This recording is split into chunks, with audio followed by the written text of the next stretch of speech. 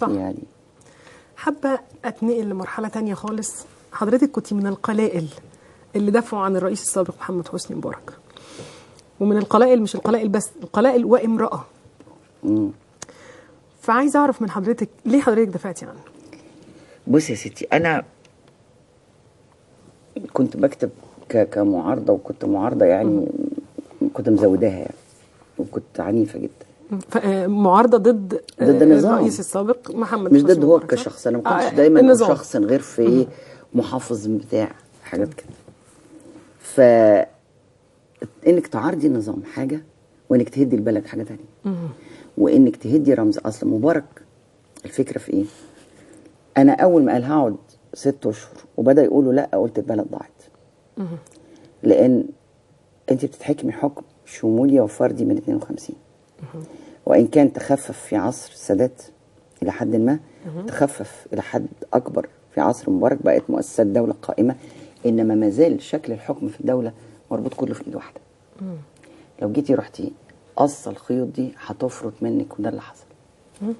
فقعدت أنادي ومفيش حد يسمع، وتتشتمي بقى طبعا حضرتك والشلل تعرضتي اللي كانت لهجوم بتطلع. لا ده في الأوائل خالص قبل ما يتنحى مبارك، لقيت ناس بتبص لي بتقول مين دول؟ الأشكال اللي كانت بتاعت الثورة اللي بتطلع دي اللي خلتني بدأت ما نمش، وأقول أنا في الشباب دول أنا مش مصدقاهم، فيهم حاجة بتكذب. أنا بالإحساس. ما كنتيش شايفة من الأول إن هي مؤامرة؟ يعني كنت حضرتك شايفاها إن هي شوية مطالب شعب؟ قلت ايه ده، ايه اللي حودها قوي كده، ايه ارحل دي. انا اول ما قالوا ارحل اتخضيت، لان الوضع ما كانش المبالغات دي ما كانتش قوي للدرجه دي يعني. في عيوب في النظام كلنا عارفينها. صح. في انتخابات كنت انا اكتر واحده اتريقت على تزوير الانتخابات.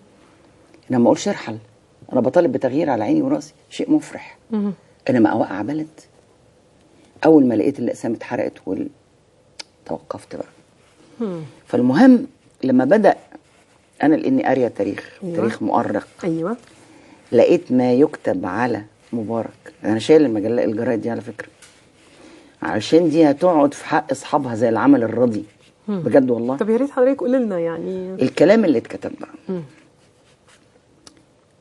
يعني الكلام أيامها قلت لهم لما يتقال، أول مرة طلعت اتكلمت قلت لهم لما يتقال على فاروق ملك ولا مش ملك، قال عنده 32 سنة الراجل، شاب وأمور. لما يتقال عليه شوية تأليفات وتخريفات أخلاقية ماشي، إنما هذا الرجل في هذا السن عيب إنك أنت تلطخي 30 سنة من أيامك. أنت بتلطخي أيامك. المهم لقيت المسألة مقصودة، وفي بعض الصحف كانت الحقيقة عار على الصحافة المصرية. طبعا الصحافة المصرية. أنا في أحدى الصحف لقيت قيمة الصيغة بتاعت سوزان مبارك كانت 3 أرقام في صفحة واحدة، في جورنال واحد في 3 صفحات. والكلام بقى الفرق بقى وعلى الفنانات بقى وحاجة يعني ربنا ما يوريك. بدأت القنوات بقى تجيب واحد كده من الشارع تقول لك ده كان السواق بتاعه، لا ده كان المصور بتاعه، يقول لك ده بخيل يا اختي، ده ما كانش بيدينا عادية في العيد، يا ده عقله على قده على فكرة. طيب خدي جملة عقله على قده دي، وحكم مصر 30 سنة. امال لو كان بعقله كان حكمنا قد ايه؟ انت لما بتجيب لي واحد زعيم حكم مصر 30 سنة وتقول عقله على قده، انت بتهين 90 مليون بني آدم. بيهين نفسه. زائد الأهم اللي أنا من وجهة نظري كنت عاملة حسابه وحسيته. أثناء الهيصة بتاعت الثورة دي اتقال مقولتين كده ضد أكتوبر. طبعا. واحد من الأشاوس انه قال انه الزعيم مبارك ما كانش اساسا ليه دخل. لا ده هيكل ربنا يخليه بقى. ده بهدلنا الحقيقه، ربنا يخليه يديله الصح. قال لك ده هم كانوا ايه ضربه الجويه دي، هم كانوا زار كشك سجاير وواحد بتاع شباشب او حاجه كده. موقعين بقى انا بطلع 220 طياره، الطياره اللي عندك كله ولا 230 طياره تضرب كام ساعه عشان موقعين؟ يعني راح مسخر في الحكايه. مع واحد طلع قال ان شهداء التحرير اعظم واقيم. واحد قال ان عبور قصر النيل اعظم من عبور اكتوبر. مع ان انا لو جبت جماهير والله مع انك لو جبت جماهير الاهلي وقلت لهم تعالوا نعمل حفله في التحرير هيعدوا على فكره على قصر النيل اكتر من اللي عدوا دول 100 مره. فحسيت ان المؤامره اكبر من في كده. شيء مريب. في شيء مريب لتكسير رموز اكتوبر، وده اللي حصل في احتفال اكتوبر 2012. احتفال اللي كان في الاستاد في 6 اكتوبر اللي حضروا قتلة السادات، قلت لهم ده احتفال باكتوبر 81 وليس اكتوبر 73. ده الاحتفال بذكرى قتل السادات. والله حضرتك قلتي كده. طبعا. قلت لهم ده احتفال ب 81 مش 73. انه ذكرى قتل السادات طبعا وليس قتل انتصار السادات أكتوبر. كلهم قاعدين في الاستاد والظواهري وعيلة الزمر. ده يبقى ايه بقى اللي بيحصل ده؟ فهي من هنا كانت بداية ضرب الجيش. مين المستفيد من انك تدمري رموز اكتوبر وتدخليهم السجون وتصوريه على الهواء؟ من امتى المحاكمات بتطلع على الهواء؟ اعلنا. عمرها ما حصلت. وانا قلت لهم يوم الراجل ده ما يخش القفص، يوم البلد دي ما هتروح في 60 داهيه. كنت في مداخله برضو مع حد وقعد يقول لي اتقي الله كالعاده يعني. من التيار الديني؟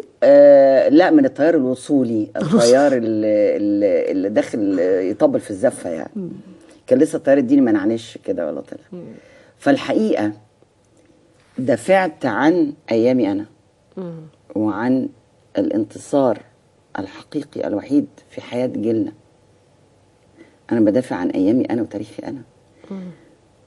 الخطأ بقى اللي انا بلاحظه دلوقتي ان المقررات الله اعلم هل كان في استجابه لاتفاقات مع اليهود بعد كامب ديفيد ان احنا نقلل شويه من الكلام على اكتوبر عشان كراهيه الاخر. مش كراهيه الاخر، لا مش كراهيه الاخر، ده تاريخي. بطولات اكتوبر كلها لا يعرف عنها الشباب شيء. وطبعا جيتي دلوقتي بقى رحت مطير زمان، بقت مارس دلوقتي ما بقتش اكتوبر. كون ان شاب صغير ما يعرفش يعني ايه حصل ايه في اكتوبر، او بنت تبقى في الاعداديه تقول لي هو احنا اكتوبر كنا بنحارب مين؟ لا، وحتى الشباب الكبار يقولوا لك ما ياخدوا سينا. طب وفيها ايه ما ياخدوها؟ ما ياخدوها يعني سينا. يعني هي جت على السينا دي. انا سمعتها شخصيا. وفيها ايه طيب؟ مالها سينا؟ ماله بيت المقدس؟ ما ياخدوه. ده مره برضو واحده بتقول لي ابنها قال لها كده، ايه بيت المقدس اللي انتوا عاملين عليه؟ ايوه بالظبط. ده الحقيقه تقصير في المناهج. اكتوبر ما كانش بس شويه مراكب وطيارات ضربت، لا اكتوبر كان بطولات رهيبه. تقصير في المناهج ولا خطه مدبره؟ لا، كان في تقصير. وانا مره كتبت مقال للقوات المسلحه قلت لهم الجيش اهمل في تاريخه. في ناس عايشه عملت بطولات عظيمه جدا ما حدش يعرفها، لا يعرف مين ده ولا يعرف عمل ايه. حاجات جبار. احنا ما عملناش فيلم يا مؤمنه عن اكتوبر لغايه النهارده غير الافلام اللي اتعملت على عجل دي. صح. انما مش اكتوبر مش مراكب والله اكبر وحطيت العلم. اكتوبر فيها بطولات خارقه ما اتعملتش لغايه النهارده، محدش يعرف عنها حاجه. ده بقى اللي يضايقك. فطبعا لما يجي واحد يقول لك بلا اكتوبر بلا بتاع، هتزيح معاه وهتمشي الدعوه، وده الخطوره. فانا بصيت لقيت ان اركان الدوله بتتهدم، وانتي طالما مصر هي حاكمها من الاف السنين، فما بالك احنا بقى من 52. الكلام ده قبل 52 ما كانش بيتقال فاروق مصر او مصر فاروق. انما كنا بنقول عبد الناصر مصر ومصر عبد الناصر، السادات مصر ومصر مبارك مصر ومصر مبارك. فانتي احد اساسيات اركان الدوله بتضربي الرمز فبتقع معاكي. هيبه الدوله، هيبه الرئاسه وقعت، هيبه الدوله وقعت، هيبه القضاء وقعت، هيبه الشرطه وقعت، هيبه القانون تقع. كانش فاضل غير الجيش. اتحفر له كام حفره حلوين، منهم محمد محمود على مجلس الوزراء على حضرتك شايفه ان دي كانت خطه مدبره طبعا ضد الجيش؟ طبعا. هم بصي المسبيرو، وانا قعدت اتكلم ايامها قالوا عليا الولايه دي هطله او عبيطه او اتخبلت على الاخر. قلت لهم الجيش اتضرب في مسبيرو، الجيش واللقباط اتضرب. انما عايزين نعمل مذبحه، الجيش قتل لقباط. واطلع بقى فلان تطلع امريكا تقول، وفلان تطلع استراليا تقول، وفلان تطلع كندا تقول. وكل وكالات الانباء يوميها كان في 2 اللي بيقولوا لهم احنا كنا شايفين الجيش بيمسك ايد الراجل كده يلاقي عليها الصليب يقول بسم الله الله اكبر يقوم دابح. فده مش صدفه، مش صدفه ولا حماس يعني. اتحولنا ما نفعتش الحكايه دي وعدت، ولم تعلن القوات المسلحه عن اصاباتها وعن شهدائها في مسبيرو الى اليوم. دخلنا على وزاره الدفاع. يعني ايه شعب يروح يوقع وزاره الدفاع. بس تبصي بقى تلاقي مين اللي ماشي. تلاقي الزمر على تنظيم القاعده، على الظواهري، على ابو اسماعيل، والصور على كانت إسماعيل، مرفوعة. على ابو الفتوح، على العالم دي كلها، مفيش داعي لذكر الاسماء يعني. على النشطاء، على 6 ابريل، على الاشتراكيين الثوريين، على كل الناس دي. مين عاقل النهارده يروح يوقع الجيش بتاعه؟ زي ما انت يبقى عندك شقه وجبتي باب ابن لذينه معمول بالحديد و7 عسكات و5 كالونات، وتيجي تقولي الباب ده مش عاجبني، اكسره وارميه في الشارع واخش انام. ايه ده؟ فالحقيقه رغم ان في ناس كتير تختلف مع المشير طنطاوي، وناس تقول لا هو سلم البلد للاخوان والكلام، هذا الرجل سيذكر له انه خرج بالجيش سليم، وخرج بمصر، وبمصر سليم. وعلى فكره هو قال المقوله دي، ودي انا متاكده منها، انه لن تنطلق رصاصه في صدر مصر. انطلق رصاص في صدر الجيش من مصريين للاسف. فعلا. ومن حماس فعلا. اللي هي بتتنطط علينا دلوقتي. انما ما خرجش رصاصه واحده من قوات مسلحه لصدر مواطن مصري. فالحقيقه المؤامره كانت ماشيه بخطه، وقعتي كل اركان الدوله، فاضل لك الجيش العقبه. عشان كده النهارده اللي يطلع يقول يسقط حكم العسكر ده لازم يتعلق في ميدان التحرير، لان ده عايز يسقط الدوله. احنا ما عندناش عسكر، وانا قلت لهم الكلمه دي اول ما طبعا، قلت لهم عيب. الكل اعترض على كلمه عيب. العسكر انها ما دي تتقالش. قله ادب. ايه عسكر ايه؟ واحنا عندنا غفره. دي مؤسسه كبيره جدا جدا يعني. فالحقيقه انت اللي واقف لامريكا زي اللقمه في الزور ويحول دون تقسيم مصر. امريكا وحلفائها اللي بيحكموا دلوقتي الجيش. فانا لازم ابقى قلبا وقالبا. فانا في دفاعي عن الجيش بدافع عن رموز اكتوبر. وطنطاوي ده مش رموز اكتوبر، هو عنان ده مش رموز اكتوبر، الفريق شفيق اللي قاعد بره عمالين يكيلوا له اتهامات هبله، مش ده رموز اكتوبر؟ مش عارفين الحمد لله اللي يثبتوا هو عليه. نبيل شكري اللي دخلوه السجن ده، اللي واخد نجمه سينا، ده مش مقصود؟ لا ده مقصود. مقصود طبعا، عشان امرمط اكتوبر انا في الارض. مقصود. عشان النهارده يطلع واحد يقول ان الجمله غريبه قوي قريتها على الفيسبوك، قال ايه ده مؤامره لاسقاط تركيا، النظام الاسلامي في تركيا وحماس ومصر في وقت واحد. هما الناس دول ما بيتعظوش من نكسة يونيو اللي هي كانت السبب في خروج مصر عن الهوية، كما لو كان ان مصر هويتها اخوان، ولما خرجنا عليها في 5 يونيو اتهزمنا. طب امال عملنا 73 ازاي؟ بهوية ايه؟ صلصة مثلا، جبنا صلصة امريكانة.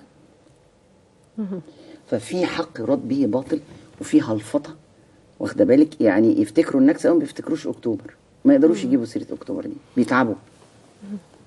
هرجع لحضرتك تاني، بس نطلع فاصل نشوف جزء من حياة الدكتورة لميس في التقرير اللي جاي، ونرجع تاني نكمل مع بعض.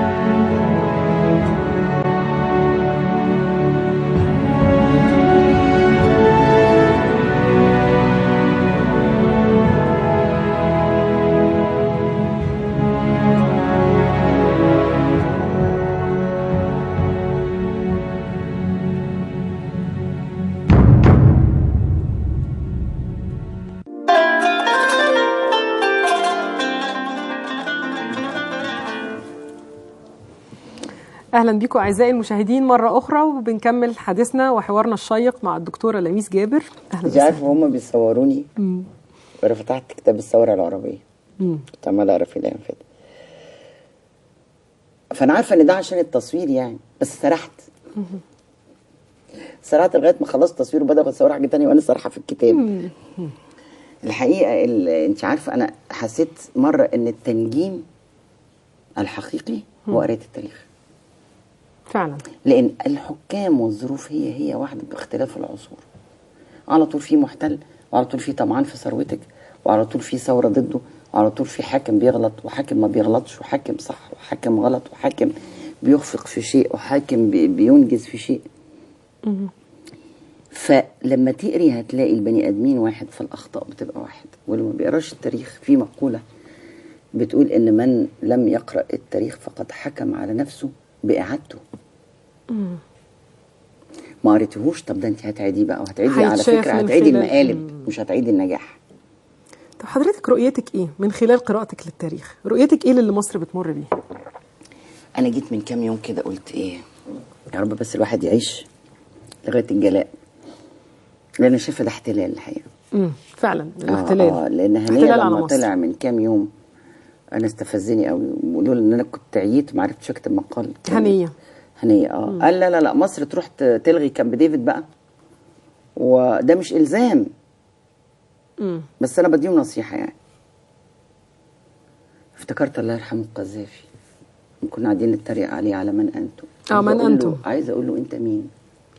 بس هو الحقيقه جيت الحق، هو بالنسبه للاخوان يمثل الكثير، لان هو اللي عمل الثوره. حقيقه يعني. من الالف الى الياء. اخر حاجه سمعت شهاده مدير امن شمال سيناء، قال حاجه في منتهى الخطوره. يوم 28 زي دلوقتي المغربيه كده كانت انتهت الشرطه المصريه تماما. من 28 بالليل فجر 29 الساعه 1 بالليل ل 4-5 الصبح كان اقتحام السجون. في هذا التوقيت وبالتزامن تم مهاجمه كل قوى شرطيه ومباحثيه وامن دوله ومحافظه في رفح. فجروا يقول الشارع الصغير، دخلت عربيات من المعابر من الانفاق شايله سلاح جامد قوي قوي قوي، وما قدروش يقربوا على مبنى الامن المركزي، معسكر الامن المركزي، لانه جامد قوي اللي في رفح عن العريش. فما كانوش يقدروا عليه فسابوه، يقول لك بينهم وبينهم شارع. ودخلوا على اسم البوليس نسفوه، على مبنى امن الدوله 3 ادوار نسفوه، على المحافظه، على المجلس المحلي، على السجلات المدنيه. اصبحت من رفح للحدود ما فيهاش عسكري وحد الله. ارجع اقول ثوره، يبقى انا بقى ست عايزه علاج على دماغي، ما ينفعش. ده كان في يوم 28 بالليل صباحيه 29. المساله متخططه ومتوضبه. التخطيط الثاني معاها بقى المبالغه الشديده في الشهداء. طبعا. ورجعنا الحمد لله في بعض الاعلاميين اعترفوا القصاص دلوقتي مفيش قصاص. اللي ماتوا قدام الاتحاديه مفيش قصاص. مفيش، ما هو ده اللي الكل بيقوله، زي ما بيحصل في تركيا زي امريكا. هنا في حقوق انسان، هنا مفيش. هنا في قصاص، هنا مفيش. انا برضو حكايه القصاص دي اصلا احنا من الجيل اللي شاف في 67 قيل لنا 120,000 اللي ماتوا في 6 ساعات، انما هم اكتر من كده ولا يقلوا عن 200,000. محدش مشي في الشارع يقول القصاص لا، احنا بنقول عايزين نحارب ومزيد من الشهداء كمان. فانا بقى تستفزني الحكايه دي، ايه الاوفر ده؟ وطلع هم قاتلينهم ولا ايه؟ الله، ده انت كل ما الدنيا بتهدى زي موقعة الجمل، الناس كانت مشيت، يبقى اعمل ايه؟ اموت لك ناس، يبقى بيني وبينك دم. قومي تاني. وده كان سيبك من الجمل، دي اكذوبه زي الاسلحه الفاسده كده، حاجه ملهاش معنى. اللي هو الضرب اللي حصل بالليل يوم 29 بالليل، والمولوتوف والقناصه و اللي اتقتل فيه 6 أو 8 في وسط الناس، هي دي اللي بوظت خطاب مبارك. عشان كده قلت لهم من اول يوم دي معموله في مبارك، ممنهجه. انما الحقيقه المبالغه، وابص الاقي يعني كذا حاجه. اولا خالد سعيد انا دفعت عنه كتير جدا، انما هو لا يخرج عن كونه ضحيه. ده لو كان، لان اهو طلعوا براء. او ممكن يكون اتضرب، ممكن يكونوا حطوا ايدهم بيطلعوا له لفافه اتحشرت، انما كل الناس. وعلى فكره اتشرح تاني بعد الثوره، وكان في اطباء من الميدان حضروا التشريح وقالوا انه نفس التقرير. وكانوا متعمدين اظهاره في الوقت ده، واظهار القضيه المبالغه الشديده فعلا. فضحيه على عيني وراسي، وبتحصل في كل دول الدنيا. كويس. ويجازى فيها من كان السبب. وانا كتبت مقال جامد للعدلي انما ده يبقى ايقونه الثوره. انا اللي صعبان عليا امه، لان الام صدقت ان هي زي ام المصريين، وهي تعلم حقيقه ابنها وتعلم حقيقه وفاته. ووصل بيها الحال انها في حفل تكريم كان في المركز الكاثوليكي لامهات الشهداء، رفضت ان ام الشهيد العقيد اظن طارق نور ايوه ضابط شرطه، اللي هي الدكتوره نجوى، رفضت ان هي تكرم وضربتها كانهم اعداء. لا مفيش. هو خالد سعيد بس الشهيد، الضباط دول كلهم مش شهداء، بالعكس اعداء يعني. دول انا جايباهم من ايه؟ من اسرائيل. شوفي هنا ربيتي كاعلام كراهيه للشرطه ودم الشرطه. النهارده الشرطه، انا رحت لهم مره، كان في احتفال كده لتكريم امهات الشهداء وزوجاتهم. طبعا قلبي اتقطع. طبعا انا شفت اطفال ما شافوش ابهاتهم. فقابلت الدكتوره نجوى، فبقول لها هي يعني اتخانقت معاكي ازاي؟ قالت لي يا دكتوره دي رقدت فوقيه، ضربتها. ده ضرب رسمي، ضربتها. ده ضرب يعني. الكتاب كان فيه 179 شهيد. الكلام ده من 3 اشهر. النهارده بقى فوق ال 200 وشويه شهداء من الشرطه. كل ده بقى ملوش قصاص، وكل ده ملوش قيمه. شهيد الجيش ملوش قيمه، شهيد الشرطه ملوش قيمه، الشهيد بتاعي انا بس. فاللي حصل موقع، لو تاخدي بالك، حصلت من حوالي شهر بعد الرئيس مبارك ما طلع عمل كده. راحوا تاني مرة جايبين له شوية دقون كده حلوة، وشوية أمهات من اللي هم بيطلعوا كده الأمهات. إحنا مين؟ أنا أم الشهداء. كمان بقى قدام المحكمة، أمام قدام المحكمة. وولد معوق كده غلبان حاطط صورة مبارك. فالست قالت له أنا جايبه لك رسالة من شهيد وأنا أم الشهيد. فالولد بشكل تلقائي جري عليها وراح بايسها. وبايس دماغها وبايس ايدها، راحت رافعه ايدها ولطشاه ألم. قالت له دي من الشهيد، عايزه اعرف ابنها مات فين. وقعدت ادور، لقيته مات قدام احد الاقسام. فالحقيقه طلعت اخلاقيات جديده سيئه جدا جدا. النهارده انت لو بتتناقشي مع حد مفيش غير الشتيمه، والشتيمه المفزعه الخارجه اللي هي كانت زمان لما كان في قانون تودي 25 سنه سجن. ايوه. اللطيف قوي يقول لي اللي قدام انت حمار، انت ما بتفهم، انت البعيد غبي. دي اللطيفه. بقى في عدوانيه، بقى في تقسيم. يعني ايه فلول؟ ويعني ايه ثوار؟ مين الثوار؟ انا عايز اعرف. طب مين الفلول؟ ومين الفلول؟ مين الفلول؟ كل من هو ليس اخوان بقى فلول. بس انا عايز اعرف الثوار الحقيقه. انا مش عارفاهم مين هم الثوار. اصل التاريخ هيقول ايه على الفتره دي؟ اللي قام عمل البوليكه دي كلها هو اللي حكم. التاريخ هيقول كده. قامت ثوره في 11 في 25 يناير 2011 طبعا. ادت الى التاريخ اللي هم هيكتبوه كمان، اي حد هيكتبوه. ده العادي. قامت الثوره، حكموا دول، مش كده؟ يبقى دول اللي عاملين الثوره. خلصت، مش هنضحك على بعض. الثوار اللي اتخدعوا او اللي شاركوا او اللي ساهموا او اللي جهزوا او اللي حشدوا، الناس المتمرنه طبعا اللي اختفت دلوقتي. ما الحقيقه في العديد من الناس بيسالوا فين خالد تليمه؟ فين اسماء لا وائل غنيم زعلان وقاعد يعيط برضه عشان المحكمه قررت حق ضباط الجيش والشرطه في الانتخاب. ما اعرفش بيعيط ليه. فالتقسيمه دي والتفريقه دي، وان انا اتهمك على طول بالخيانه، وان انا اتهم اللي جنبي وفصفصي الناس، واحنا الحمد لله ما عندناش حد مسيس، فما فيش ولا قوه سياسيه في البلد عليها العين الحمد لله، كله على الحميد المجيد يعني. اديك شفت الاجتماع امبارح كان فيه قوه حوار وطني، حاجه الحقيقه تفرح. لا وزي جبهه الانقاذ يعني على مدار مفيش يعني جبهه الانقاذ فين وفين لما تاخد تقول لك انا هعمل اجتماع عاجل الاسبوع الجاي، وما لو كان متاخر ما تنزلوش وما تنتخبوش وهنقاطع، وبعد كده يقول لك احنا موجودين. ده الحقيقه انا ما اقدرش اظلم فيه حد، انا مقيتي غير مسيسه، وده كان خوفي من سقوط النظام. المهم التفتيت وتشتيت الناس بهذا الشكل عشان اشغل الناس في نقاشات جانبيه، واقعد انا اخرب انا في البلد زي ما بخرب. بس انا فكرت في حاجه، قلت مع كل المبالغات والحاجات اللي ملهاش اي معنى والاخلاقيات الجديده السيئه اللي طافت فوق سطح المجتمع، هل من مصلحتك كمؤرخ انك تشيل الفتره دي تلغيها؟ لا طبعا، دي لابد تتكتب بالتفصيل. طبعا طبعا، لان دي تتعلمي منها اكتر من الفترات الناجحه. صح.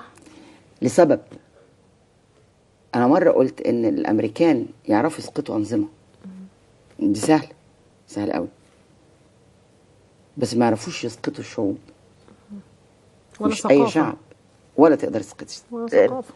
انت هم لعبوا على ليبيا، فيها قبليه شديده جدا، فيها اعراق مختلفه، يعني برقه دي الثنائيه. مش بعتذر في تليفون بس الجمهور مصمم يدخل معانا، لا والله. فيعني والله الاستاذ عبد العزيز من القاهره فاصل. قلنا يعني الاستاذ عبد العزيز يا ريت تتصل بينا تاني يا استاذ عبد العزيز، اتفضل. فبرقه دي لو النبي استاذ عبد العزيز مين محمد من القاهره، الاستاذ محمد من القاهره. ايوه بالظبط كده. اهلا وسهلا بيك يا استاذ محمد. عامله ايه؟ اهلا وسهلا والله. الله يخليك. والله بشتاق جدا ان انا اشوف حضرتك من وقت للتاني، يعني ان انا عشان اسمع حضرتك يعني. الله يخليك، ربنا يخليك. تحليلاتك الرائعه بجد والله. اشكرك، ربنا يخليك. والله انا كنت مع الراي بتاع حضرتك اللي في البدايه، ان اللي عمل الثوره في الاساس الاخوان. ومش مقتنع تماما ان الشباب خرجوا بشكل منظم عشان يعمل مظاهرات وبعد كده تنقلب الموضوع لشكل ثورة. انا بس عايز اعرف هنخرج ازاي من المأزق اللي احنا اتحطينا فيه ده، اللي الشباب حطتنا فيه من اول وثيقة السلمي لحد النهاردة. يعني المجلس العسكري كان حاول يطلعنا من المأزق بوثيقة السلمي، ولكن جمعة قندهار اللي حصلت ديت ودتنا طبعا ب 60 داهية بعد كده محمد محمود، والاحداث اللي حصلت بعد كده اللي هي مدبرة، انا واثق 100% ان هي مدبرة. طبعا. فنطلع زي من المأزق ده مع تنظيم عالمي زي الاخوان. بشكرك يا محمد، متشكرة ليك يا محمد، شكرا. سؤال. بصي يا ستي، هو الحقيقة احنا مش هنطلع بمجهودنا. معلش انا اسفة، عبد العزيز رجع هيزعل. عبد العزيز، طب نجاوب على اللي فيها بالمره. معلش انا اسفه. استاذ عبد العزيز، استاذ عبد العزيز. السلام عليكم. وعليكم السلام. اهلا وسهلا. وعليكم السلام. ايوه حضرتك ممكن توطي بس التلفزيون وتسمعنا من السماعه في التليفون؟ ايوه اتفضل يا استاذ عبد العزيز. استاذه لميس. ايوه يا فندم. مساء الخير. مساء الفل، اهلا وسهلا. انا سعيد جدا جدا بيكي على في الفرعين. الله يخليك، ربنا يخليك. والله العظيم منوره ونتمنى مزيد من اللقاءات على هذه القناه. حاضر، من عينيا. لان دي قناتنا المفضله. حاضر، من عينيا. انا طبعا انا عارف. ان شاء الله. ربنا يبارك فيكي. ربنا يخليك. ربنا يبارك فيكي وهسيبك لمحبيكي ولمستمعيكي. ربنا يخليك. اشكرك يا استاذ عبد العزيز. اشكرك استاذ عبد العزيز. معانا كريمه من المنصوره. اهلا بيكي يا استاذه كريمه. ايوه اهلا بيكي يا استاذه كريمه، اتفضلي. ايوه السلام حضرتك وطي التلفزيون، حضرتك وطي التلفزيون واسمعينا من السماعه من فضلك. انا عايزه اوجه تحيه كبيره كبيره كبيره للدكتوره لميس. الله يخليكي، ربنا يخليكي. لكلامها المرتب وافكارها الموزونه وصوتها الجميل. يا رب انا يخليكي. معجبه بيها. مش قادره اقول لكم انا معجبه بالدكتوره لميس جابر. ربنا يخليكي. يعني مش قادره اقول لك احنا عايزين نتعلم منك. علمينا. العفو، لا ربنا يخليكي. علمينا. انا صحيح انا كنت موظفه وطلعت معاش في الضرايب، لكن ما اعرفش كلمه من اللي انت بتقوليه. ربنا يخليكي. ما هو احنا كلنا بنتعلم مع بعض، ما هي بجد؟ الحوجه. لا يا دكتوره، يعني بصراحه ما شاء الله عليك على اللي علمك واللي رباكي ربنا يخليكي يا حبيبتي. مش قادره اقول لك انا قاعده معجبه بيكي وفخوره. الله يخليكي. ربنا والله يخليكي يا العظيم. فندم. بشكرك يا استاذه كريمه، بشكرك ميرسي يا جدا على حبيبتي. المداخله. اهل فخورة. المنصوره دول جمال. معانا وليد من القاهره، ده سيل تليفونات جه. استاذ وليد اهلا وسهلا بحضرتك. حضرتك معلش وطي التلفزيون واسمعنا من السماعه علشان حضرتك تسمعنا. ايوه فندم. اتفضل حضرتك. الو. اتفضل. مساء الخير يا دكتوره. مساء النور، اهلا وسهلا. يا فندم انا سعيد جدا بان انا بسمع حضرتك وبشوفك، لانه النهارده بقت قله قليله من الناس المحترمه اللي في البلد اللي تقدر تقول كلمه الحق. ربنا يخليك. الله يخليك. ربنا يديك الصحه والعافيه اولا. اشكرك. ولكن انا الحقيقه القصه اللي حضرتك قلتيها وانا مقتنع بيها تماما، ولكنها مش واصله لعدد كبير من الناس.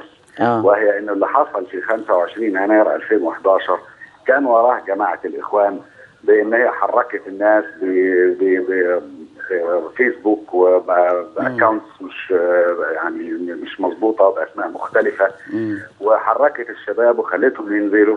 الشباب دول لحد النهارده وعدد كبير منهم مش مقتنع بهذا، وشايفين انه لا احنا اتحركنا مع بعض وبتاع. انا الحقيقه شايف ان هم حركوهم وساقوهم قدامهم طبعا. والنهارده لحد النهارده البعض مش شايف دي. فانا بستغرب ازاي الناس مش شايفه ده، ومحتاجين توعيه كتير جدا جدا وشرح اكتر من كده. بشكر حضرتك، متشكره لحضرتك جدا، شكرا. معانا الاستاذ هشام من القاهره.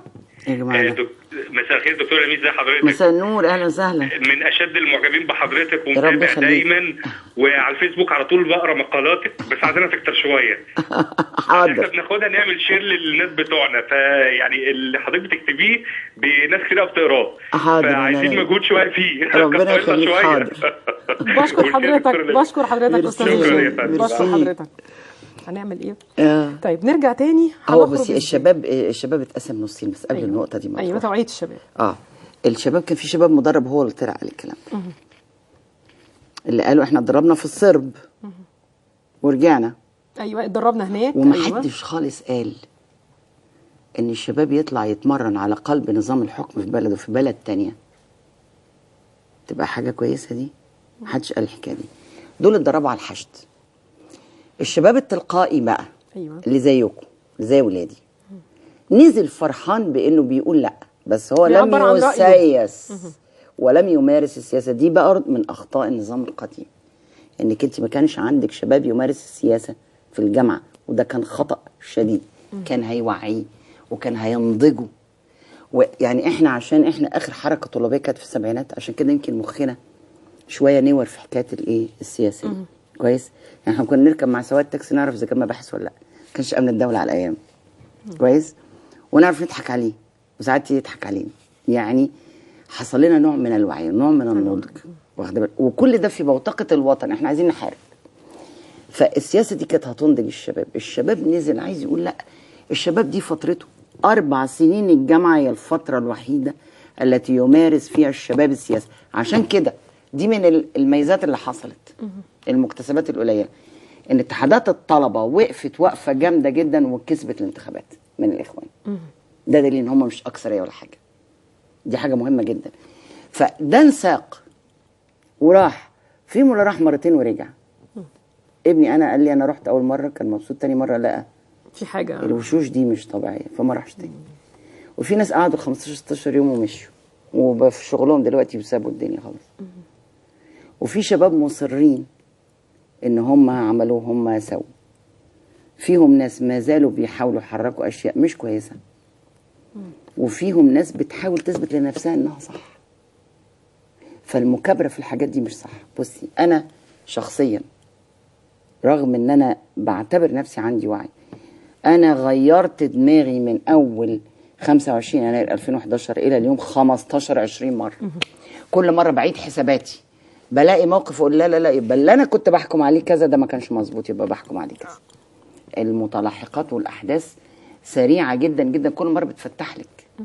فلازم كلنا يبقى فيه الوعي ده. شوفي تحت رجلك فيه، انما هيمشوا ازاي هم الحقيقه اللي بيأثروا مدتهم جامد.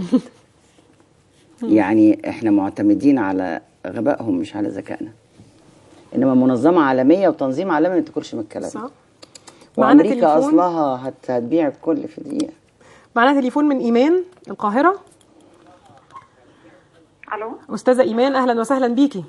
ايوه السلام عليكم. اهلا وعليكم السلام ورحمه الله. اتفضلي. اكلم دكتوره لميس بعد اذنك؟ اتفضلي.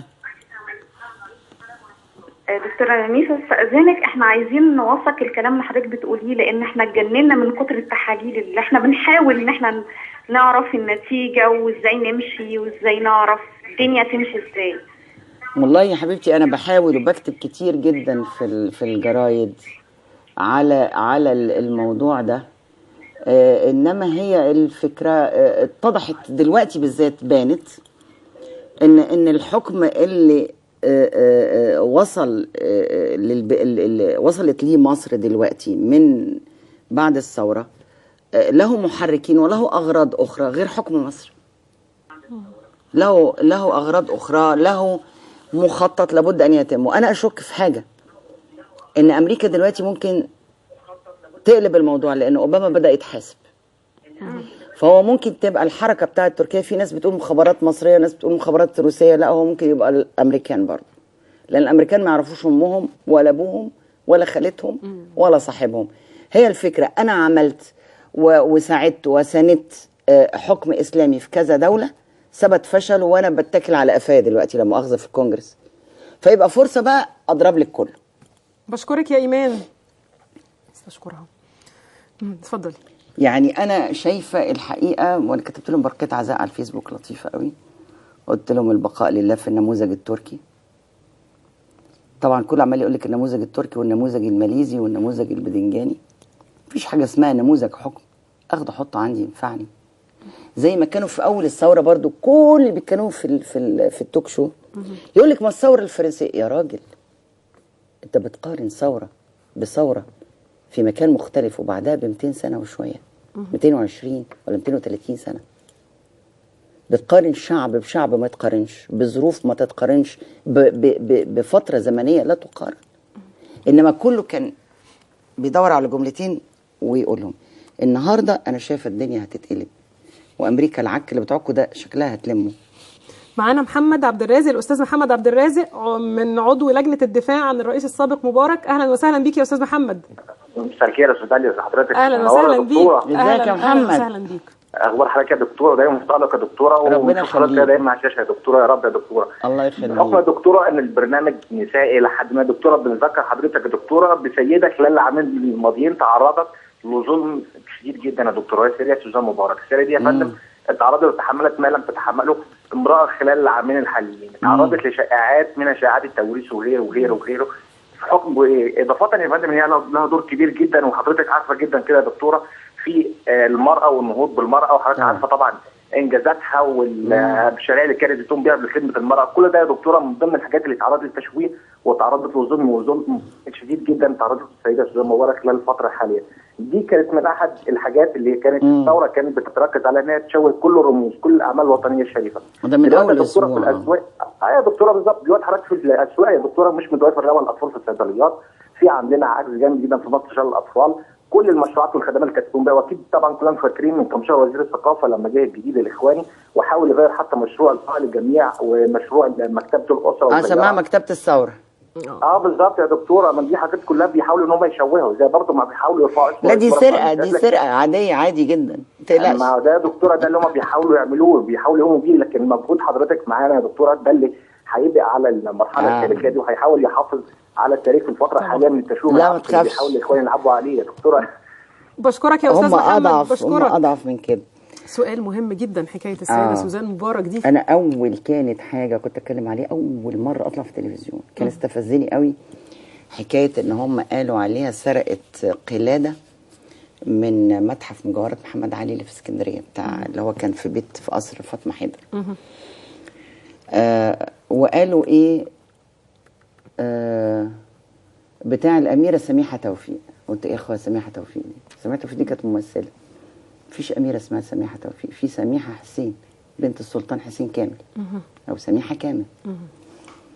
فطلعت قلت لهم مفيش واحده اسمها سميحه حسين، فهيبقى مكتوب اس قالوا مكتوب اس ام. قلت لهم طب اس ام مش حسين؟ قال لك لا هي سميحه توفيق بس سميحه محمد توفيق، وما كانش اسمه محمد توفيق كمان. كويس.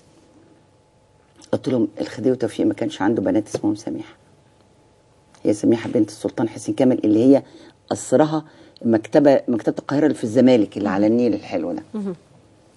والست دي من الناس اللي عاشوا في مصر الى ان ماتت، وبعد ما صادروا اموالهم واملاكهم ومجوهراتهم خلوهم على الحديده كانت بتاخد 20 جنيه في الشهر، وعاشت لغايه ما اتدفنت هنا في مصر. فقعدت ادور على الموضوع، طلع ايه؟ طلع انه جراب نضاره مكتوب عليه اس اتش سميحه حسين. فساعه افتتاح المتحف للناس بقى، انت عارفه المتحف ده بتبقى لو دي فاترينا بتتعمل كلها بالشمع الاحمر، بتيجي ناس من المكاييل والموازين وناس مش عارفه من الشرطه وناس من شرطه السياحه وناس من الاثار عشان الفاترينا دي. ده لما بتيجي تتنظف كل الثلاث جهات دول لازم يجوا، لان ببساطه دي عهده امينه المتحف. يعني انا لما تيجي السيده سوزان بقول لها والنبي يا اختي ما هو راجع، عشان انا في محل خردوات العائله، والنبي يا اختي ما هو راجع، واقول لها اتفضلي العوض ده، دي عهدتي.